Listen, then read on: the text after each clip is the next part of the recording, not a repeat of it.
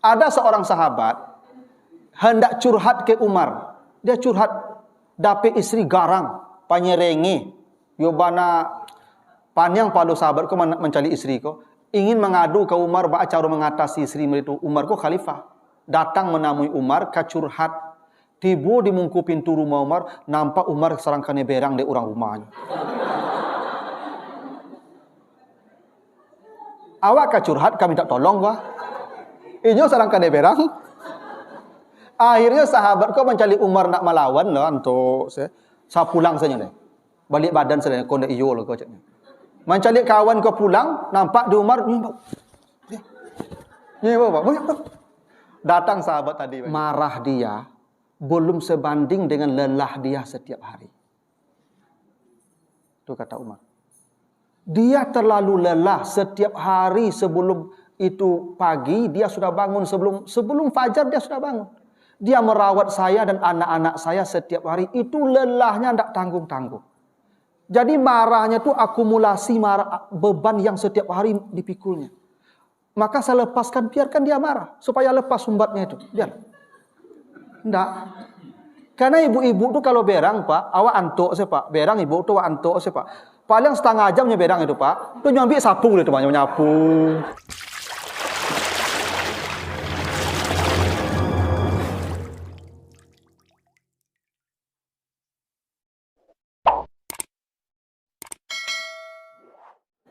Alhamdulillahirabbil alamin. Assalatu wassalamu ala asrafil anbiya'i wal mursalin wa ala alihi wa ashabihi ajmain. Bapak, ibu-ibu, kaum muslimin jamaah subuh yang dimuliakan Allah. Kembali kita bersyukur kepada Allah atas segala karunia-Nya. Salawat dan salam untuk Nabi kita Muhammad sallallahu alaihi wasallam. Bapak Ibu yang saya muliakan, pagi ini kita akan bahas beberapa hadis dalam kitab Bulughul Maram, bab Asyratun Nisa, hadis-hadis yang mengajarkan bagaimana akhlak kepada perempuan atau kepada istri. Nah, saya bukan mengajari bapak-bapak ya, bagaimana berakhlak kepada ibu-ibu, tapi mengingatkan bapak-bapak. Karena kalau biasa kan ibu-ibu gak merasai dah mana. Nah, sekarang bagian bapak-bapak. Karena bapak-bapak ini ya nanti di akhirat akan lari pontang-panting nampak istri. Itu kata Allah ya. Yauma yafirul mar'u min akhi wa ummihi wa abi wa sahibatihi wa bani. Besok ada suami yang lari nampak istrinya. Kenapa suami lari nampak istri? Karena takut akan dituntut. Karena selama di dunia dia tidak memenuhi hak-hak istrinya atau akhlaknya tidak baik kepada istrinya. Karena itu nanti bapak-bapak akan ketakutan melihat istrinya. Nah, supaya bapak-bapak tidak ketakutan, saya tunjukkan supaya selamat nanti ini. Ini hadis-hadisnya banyak ini ya. Nah, pokoknya ibu-ibu yang pagi ini aman ya dan selamatnya.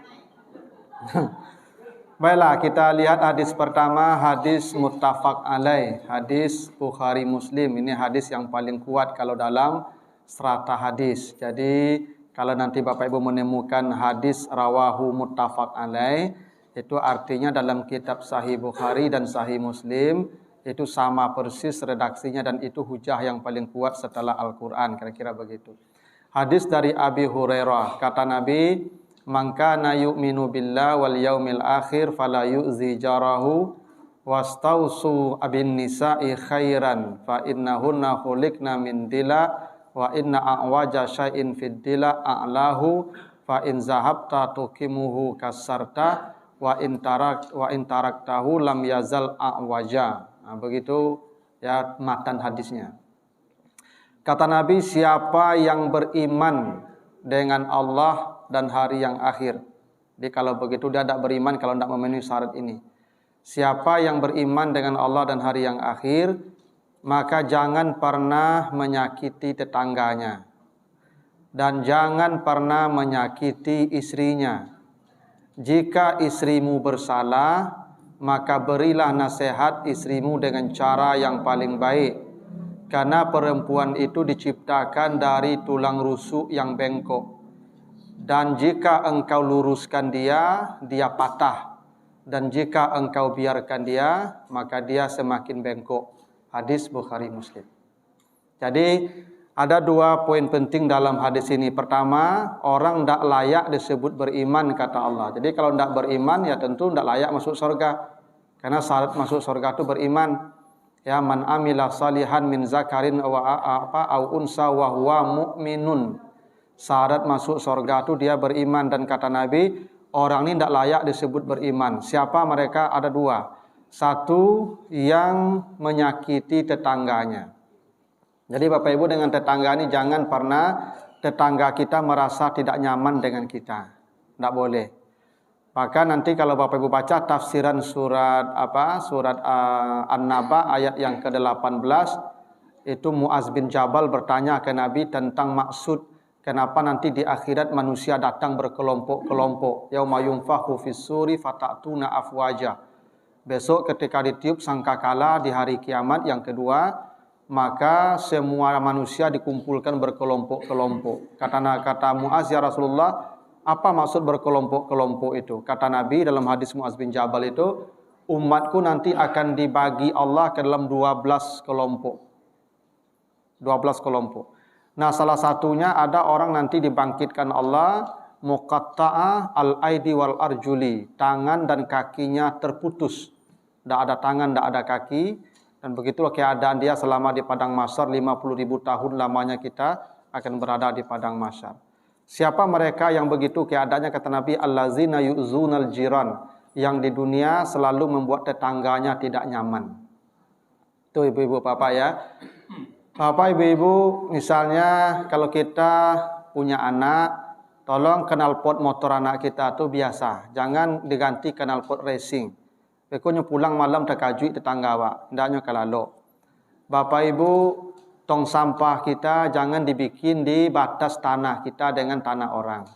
Pokok tong sampahnya elo sampah awak di kuciang bagai. Tibu sampahnya ke mungku rumah kawan atau baunya tibu ke rumah kawan. Ibu bapak kalau kau ambil tong sampah, bikin di depan rumah kita sendiri tong sampah itu. Ya, tutup. Nah, jangan sampai sampah kita mengganggu tetangga. Bapak ibu jangan memanggang-manggang saruk saya siang-siang tuh. Kalau sebagian apa-apa aku hobi membakar saruk. Ya, pagi lah membakar, sore membakar aja. Apa-apa ibu-ibu kalau kau membakar sampah aja di muka rumah awak, masuk ke rumah awak sadonya. Ya betul.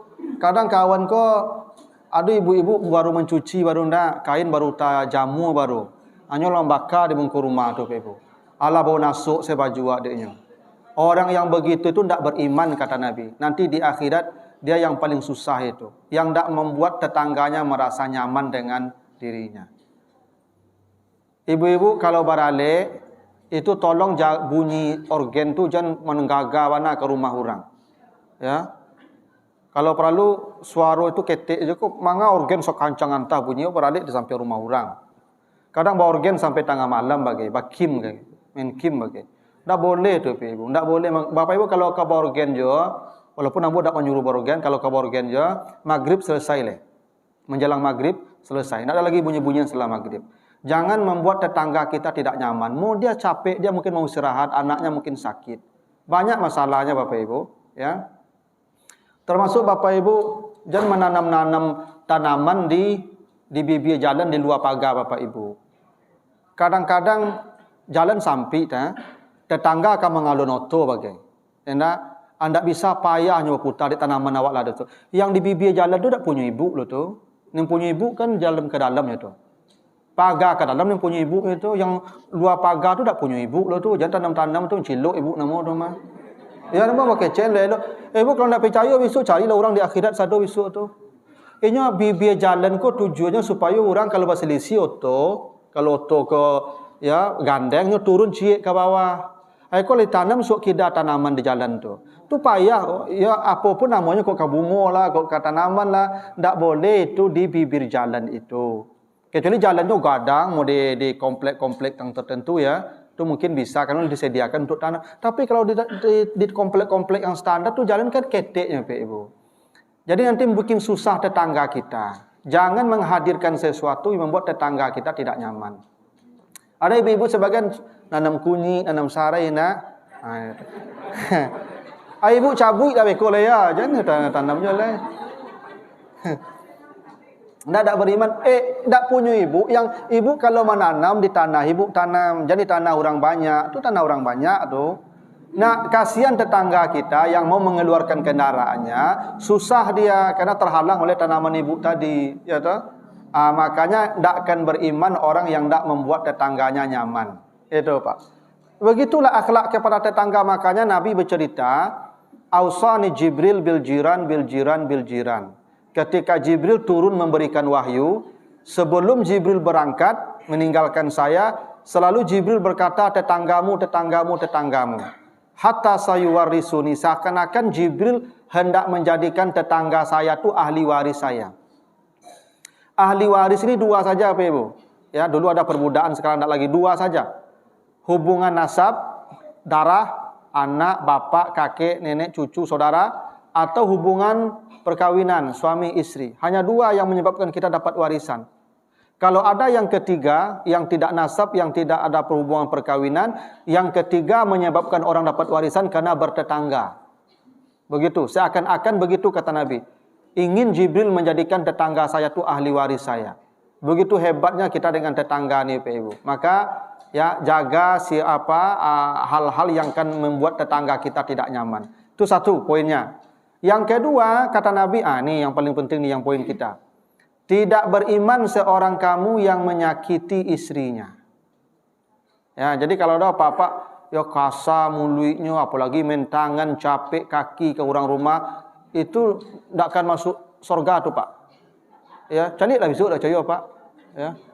Orang-orang apa-apa yang kasar ke istri itu tidak akan masuk surga. Karena dia tidak beriman. Makanya kata Nabi, kalau istrimu salah, salah dia.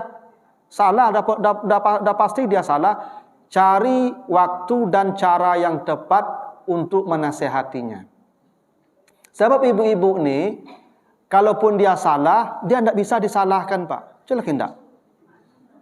Ibu kau salah Pak, tu sapo. Bu, tu salah tu mah. Kecil ibu, salah saya dan sado mah. Jangan betul cik.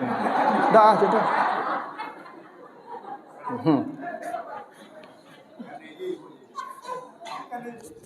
Ibu ni paling tak bisa dikasih nasihat, apalagi disalahkan. Ini tidak amur disalahan Pak. Dan Nabi yang sebut begitu. Memang karakter ibu-ibu ini tidak bisa dipersalahkan. Maka kalau kamu ingin kasih nasihat, kalau dia berbuat salah, cari cara terbaik. Jadi ibu-ibu kok Pak kalau salah, jangan dia tahu salah dulu Pak. Ajak makan ke restoran dulu Pak. Ya. Iya, lah kanyang paruinya, lah sanang hati ya Pak. Baru minta izin nak kenyoleh. Itu. Le boleh ambo ngecek Bu ya, tu boleh. Lain boleh ngecek lah saknya. Lah kanyang parui Pak. Atau kalau ya. Kalau salah ibu-ibu kau Pak, ajak kamu beli baju lu Pak. Suami baju. Lah dapat kandaknya Pak kalau sanang hati dia Pak. Baru dikecian, baru dia tahu kayaknya. Dan itu pun tak menyalahkan Pak. Jangan pernah menyalahkan. Tak akan dia terima. Kenapa? Karena perempuan diciptakan di tulang rusuk yang bengkok, kata Nabi. Mereka di tulang rusuk yang bengkok. Kalau kau luruskan, kasarta dia patah. Nyo salah Pak, wak luruhennya patah Pak. Kalau kau biarkan, dia makin bengkok. Anda payah Pak. Nyo dua pilihannya Pak. Di luruhen atau di padian. Dua-duanya salah Pak. Di luruhennya patah. Di padiannya makin bengkok. Aduh kamanga oleh Pak. Itu mah kok capek yo mati yo Pak. Laki-laki kan banyak mati capek, mati muda nak. Celah ibu peresok mana banyak nenek-nenek juga kakek-kakek. Banyak nenek-nenek ibu, ni kakek-kakek dah bara loh. Celah ibu-ibu kok sampai 80 umurnya bagaimana? Yang panjang umurnya. Laki-laki paling 50, 55 tu lebih mati tu. Celah kata. Iya Pak. Celah cari apa ibu. Rata-rata laki-laki ku lima lebih mati tu mah. 55, 60 paling tinggi itu. Cie-cie yang latihan 60 itu. Kok capek apa-apa kok mati. Satu, daya tahan tubuhnya memang tak sekuat ibu-ibu. Karena kami ini makhluk yang belum sempurna. Yang sempurna itu ibu-ibu. Karena ibu paling terakhir diciptakan Allah. Kami diciptakan dari yang mati, ibu diciptakan dari yang hidup. Itu maka ibu paling sempurna, daya tahannya kuat. Jarang ibu sakitnya. Itu maka yang ngacok merawat, ya, yang istri yang ngacok merawat suami. Jarang-jarang suami merawat istrinya. Enak? Ayo. Enak ibu ya? Nah. Sebab kalau apa-apa, kalau sakitnya manjo ibu. Flu itu sakit kan? Anyo, apa? Untuk pacik-pacik tu. Kalau ibu-ibu asal taluk jo tagak lai nyo kerajo tu mah. Ya nak? Lah ndak taluk tagak lai loyong-loyong baru nyo bergolek tu mah. Ya nak? Lah 3 hari tak golek ibu ko diketanyo dapat ba bu damam. Kasi apa seketik macam seketik aja nya ibu. Padahal kalau 3 hari tu cilapak ko. Makanya ibu-ibu tu memang kalau sakitnya ndak manjul. Ini daya tahan tubuhnya kuat, memang begitu. Yang kedua, bakal laki-laki kau capek mati dek perangai ibu.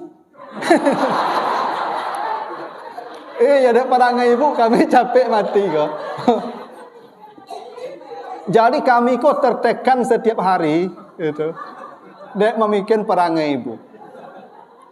Kandak banyak. Ya. Ibu kandaknya banyak apa? Awak latih mengikuti apa? Celah kindak. Kalau awak biasa saja pak, balik oto orang awak biasanya pak. Kalau ibu nak pak balik oto orang pak, nyo balik bodrek, ya sakit. Akan pakai apa? Koyok tu. Kat salon pas tu ya. Memang ibu-ibu tu kandak banyak pak, maka paniang awak pak. Tu makanya kadang-kadang tambah pertanyaannya pak. Kadang-kadang awak kalau pulang ke pak terlambat pulangnya tanyanya interogasi tu pak.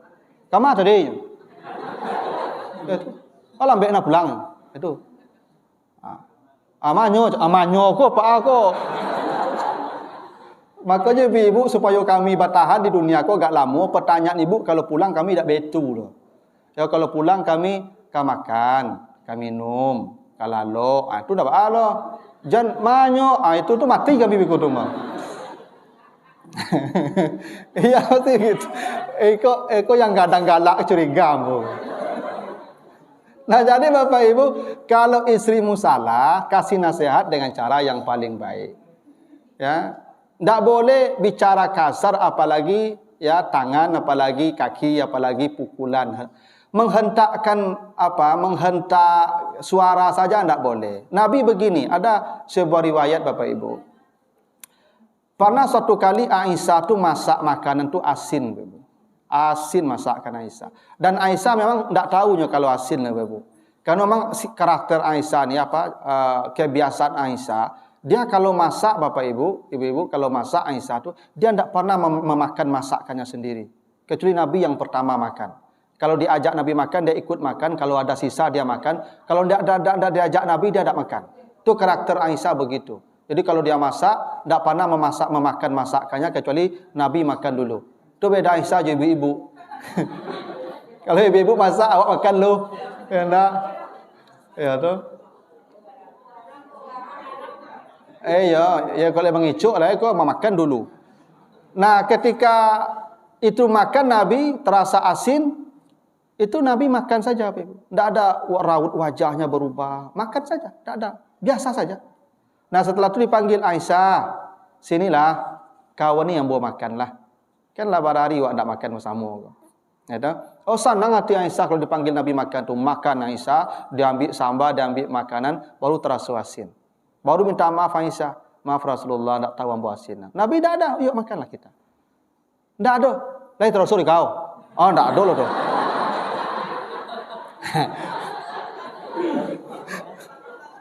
Tak ada Nabi begitu.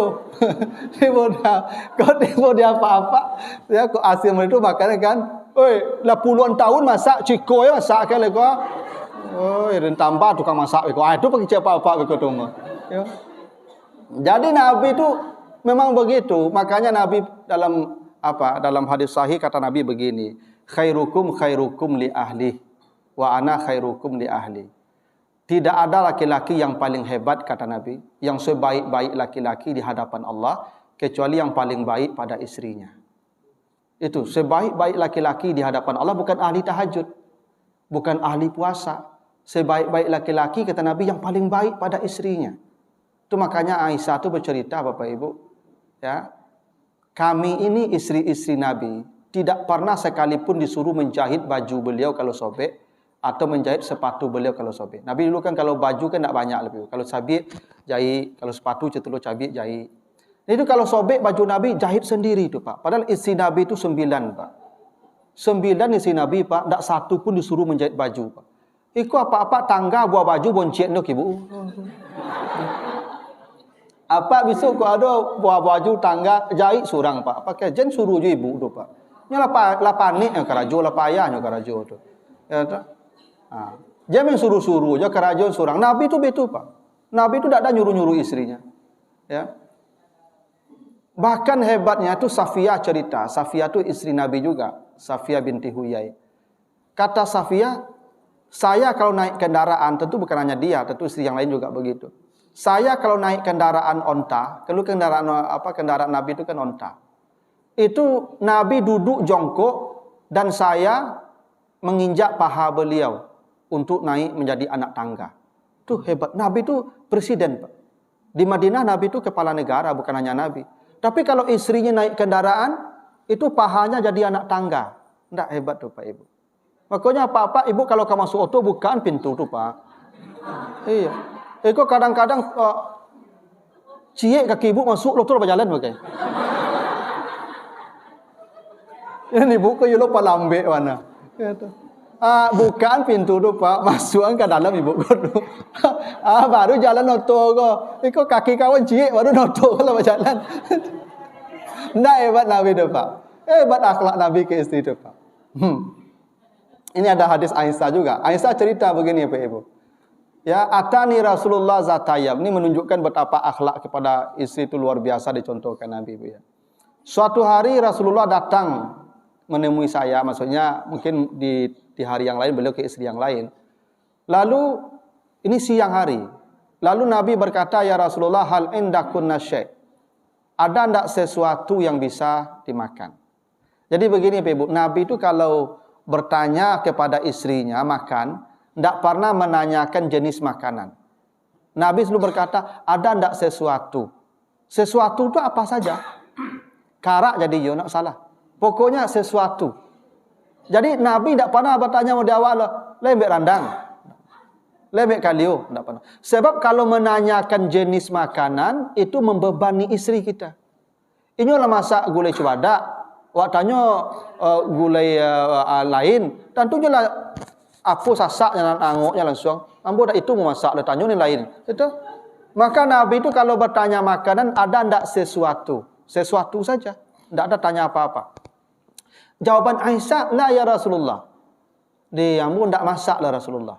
Tuh. Hebatnya Pak. Jadi istri Nabi itu berani mengatakan saya ndak masak. Padahal dia di rumah saja dari tadi tuh. Nah, Nabi pulang siang, Aisyah lama saya ngecek ambo ndak masak, ndak ada yang dimakan. Ya, tapi ini jangan Ibu contoh ya, ini untuk Nabi ini yang jangan Ibu ndak masak-masak dengan alasan hadis Aisyah tadi ya, tidak bisa. Ya. Ini konteksnya Nabi, ya. Nabi kenapa Aisyah berani berkata ndak masak? Karena Nabi pasti ndak akan marah. Pasti Nabi tidak akan marah. Memang betul ketika Nabi Aisyah ndak masak, jawaban Nabi apa? Inni shaimun. Saya berpuasa saja. Itu Pak. Kau tiba dapat apa kira-kira Pak? Awak pulang siang parit lapar orang rumah duduk serumah ya Pak. Makan dia nak masak lah katanya. Okey cepat. Tu bangas rumah dari pagi tadi itu cepat. Nabi tu tidak ada marah Pak. Kalau begitu saya puasalah. Ini menjadi hukum. Apa hukumnya? Puasa sunat boleh niatnya tengah hari. Jadi hukum. Apa Ibu kalau misalnya hari Senin atau hari Kamis atau hari apa sajalah. Jam 2 balik kau tak meledakmu selero makan dan mencelik nasi patah saja selero. Dia puasa salah. Boleh Pak. Sah. Kalau puasa Ramadan wajib niatnya sebelum fajar tadi. Tapi kalau puasa sunat seperti contoh Nabi, boleh tengah hari. Dengan catatan dari subuh tak makan, tak minum. Tapi jam 7 lebih lontong sepiring, jam 2 baru niat tu tak lah tu Pak. Ya. Itu kan jadi hukum. Tapi persoalannya Nabi ingin mencontohkan kelembutan tadi, akhlak tadi. Kalau istri tak masak tak apa-apa, saya puasa. Tak. Perlu apa contoh? Kalau tak masak ibu, mama puasa. Besok tak masak puasa balik. Sampai bila Ustaz sampai masak ibu. Itu. Tak hebat tu, pada ada marah. Tu makanya Tak pernah isteri Nabi itu ketakutan kalau Nabi pulang. Karena ada sebagian ibu-ibu kok yang takut kalau apa pulang.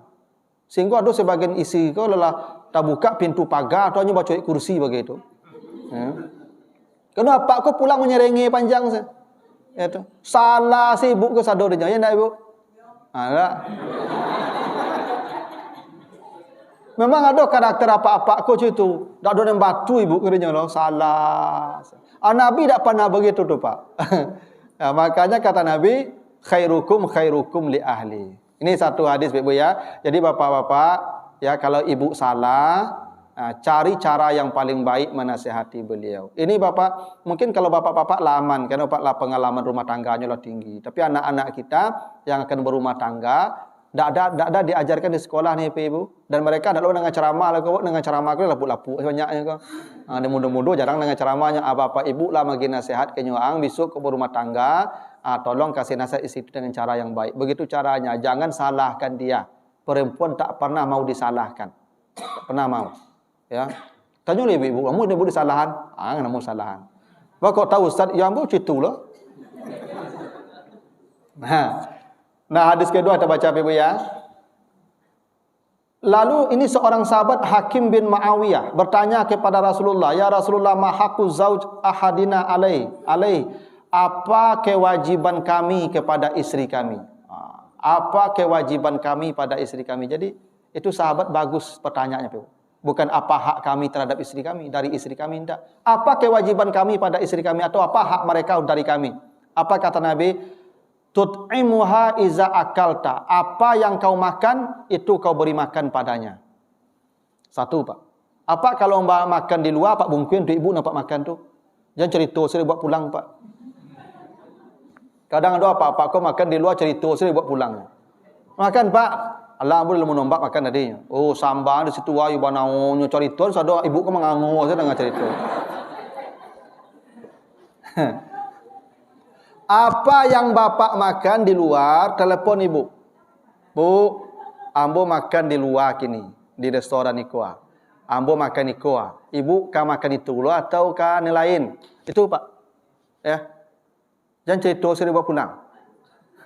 Kata Nabi, engkau beri makan dia apapun yang kau makan. Awak makan lama Pak di luar. Orang rumah makan badak kari yang saja. Tak boleh tu Pak. Ya tu. Itu tak berakhlak namanya ke isteri itu. Yang bapak makan, itu yang bapak kasihkan ke dia. Hari itu Pak makan itu, hari itu juga kasih ke dia apa yang bapak ibu makan. Yang kedua, wataksuha izak tasaita. Apapun pakaian yang kau pakai, maka mutu pakaian istrimu tidak boleh kurang dari mutu pakaianmu. Itu akhlak tu Pak. Apa kalau beli pakaian yang harga misalnya 500.000, ibu tidak boleh kurang segitu loh Pak. Harus segitu loh di balian Pak. Jangan daster-daster lapuk di baliannya Pak. Awak baju rancak, ya ibu daster-daster saja. Nah, seukuran apa harga baju bapak, itu ibu. Tapi besok kalau soal baju Pak, ibu pasti manang Pak. Ini baju ibu ke banyak. Yo mana banyak baju ibu ke Pak. Celah pereso lemari. Cetong baju ibu, tong baju kami. Mana banyak? Baju ibu. Kok ada 8 petak lemari itu 7,5 petak baju ibu sisi itu. Setengah petak baju kami. Kali kok ibu lain manang kok. Jarang apa-apa kau yang kiki kalau soal bajunya. Tapi kok ada tidak berakhlak. Apapun baju yang kau pakai, itu pula yang kau belikan, yang kau pakaikan kepada istrimu. Ya, ini penting tuh. Ini muda-muda kah? Ya kalau beli baju, beli luar rumah. Minimal lagi piti sarago baju itu untuk beli baju lunya. Tuh Pak. Ya. Itu indahnya Islam tuh begitu Pak. Ikut awak lah beli baju tiap bulan yang luar rumah aku lah 6 bulan nak beli baju lah. Itu. Wala tadrib al wajah. Kalau dia berbuat salah, jangan pernah kau memukul wajahnya. Tak boleh. Ya. Memukul wajah istri itu tak boleh. Makanya ada manusia yang paling berat azabnya di akhirat kata Nabi. Seorang laki-laki yang menjadikan istrinya seperti budaknya. Siang dia marah-marahi, malam dia tidur dengannya. Itu yang paling buruk laki-laki nanti azabnya kata Nabi. Jadi apalagi memukul istri. Tak boleh ya memukul wajah. Kalau memukul istri itu boleh.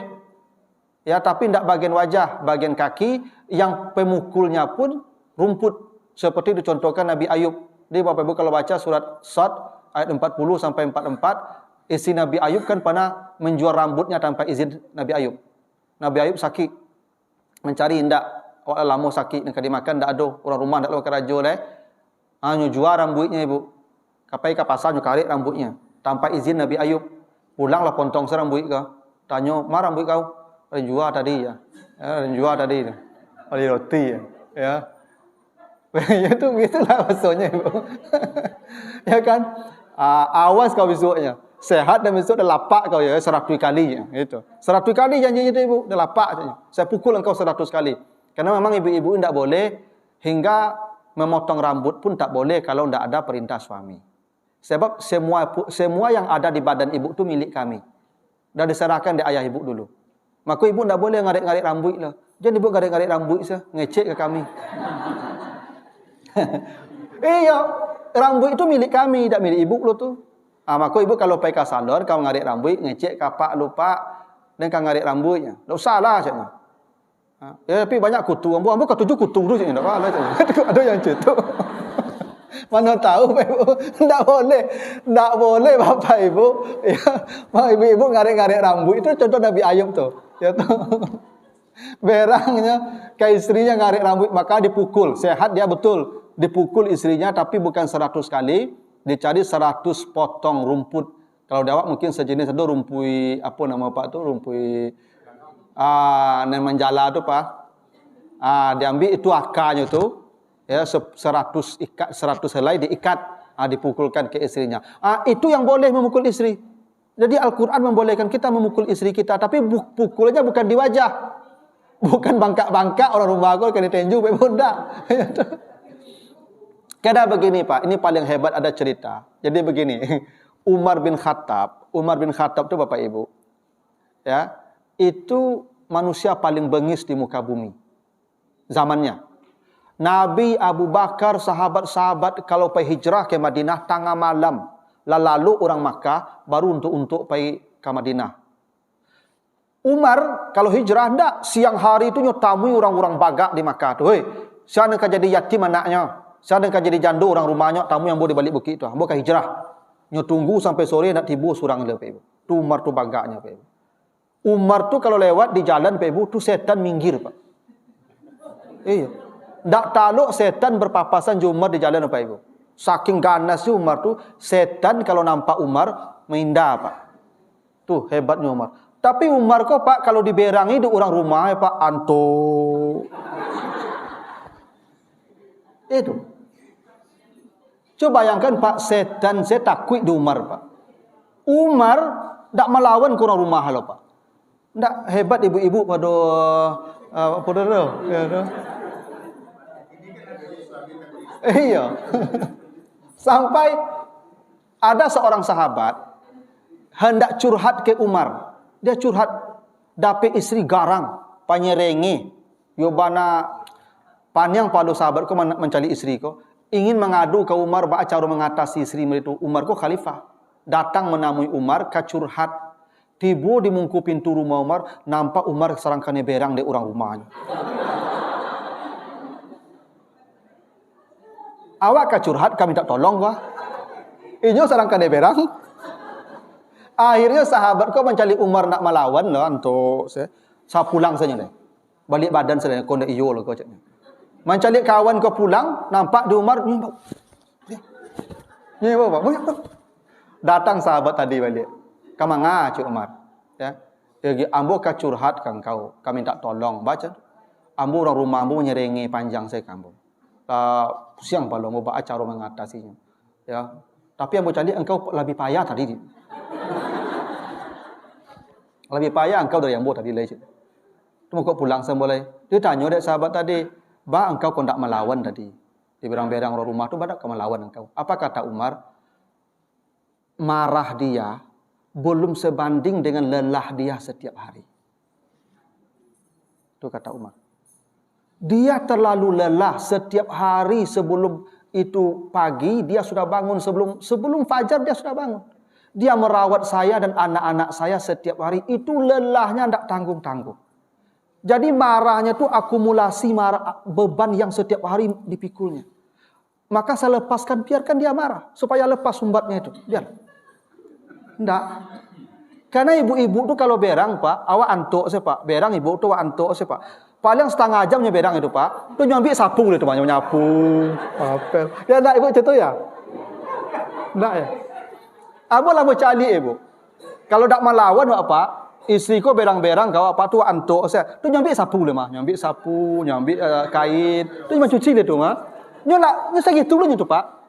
Kalau berang itu merepet-repetnya Pak, paling setengah jam tu. Lah paneknya Pak. Tu nyambi kerajunya le tu mah.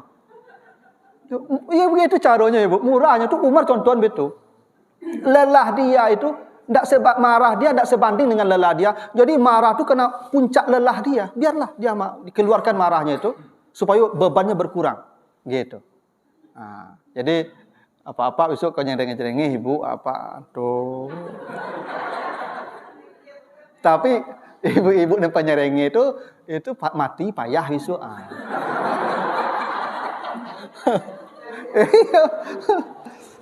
Gitulah dulu Bapak Ibu ya. Lah siang wah. Iko dek malam dak dapet gak panjang pagi iko. Ya. Mudah-mudahan bapak-bapak nih ya sudah sempurna akhlaknya ke ibu-ibu. Kalau belum nih mudah-mudahan selamat nanti. Lebih kurang mohon maaf. Ya subhanakallahumma wa bihamdika asyhadu an la ilaha illa anta astaghfiruka wa atubu ilaika. Wassalamualaikum warahmatullahi wabarakatuh.